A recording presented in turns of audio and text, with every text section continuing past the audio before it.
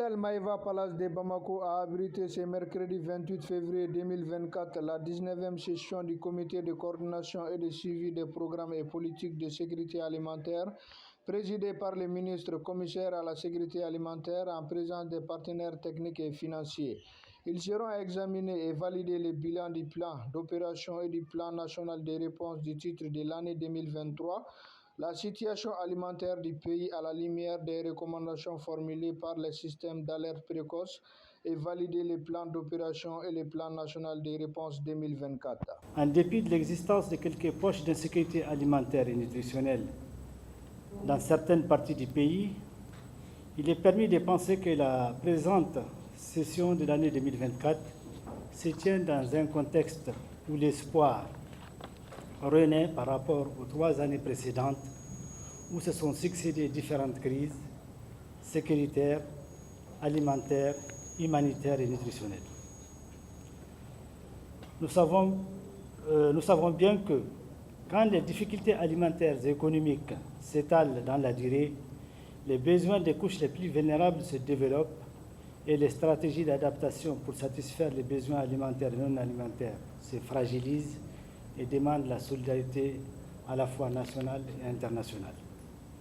Permettez-moi ici de saluer à cet effet l'engagement du gouvernement du Mali et de l'ensemble de nos partenaires techniques et financiers dont le soutien est sans faille.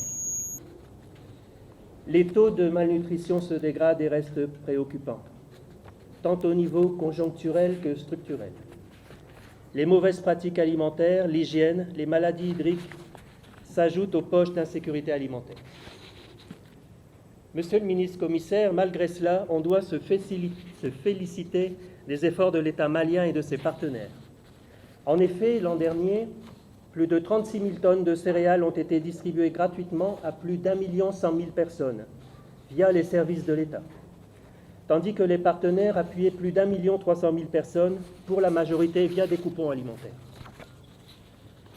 Également, de nombreux projets de l'État visant à renforcer la résilience étaient menés, notamment au profit de groupements féminins par du cash transfert et aussi au profit des éleveurs par la distribution de 5 000 tonnes d'aliments bétail. Les personnes déplacées internes n'ont pas été laissées de côté par l'État, qui a distribué plus de 1 900 tonnes de riz et distribué 1 400 kits alimentaires. Au total, ce sont près de 39 milliards de francs CFA qui ont été investis par l'État, tandis que les partenaires contribuaient au plan national de réponse à hauteur de 38 milliards de francs CFA environ.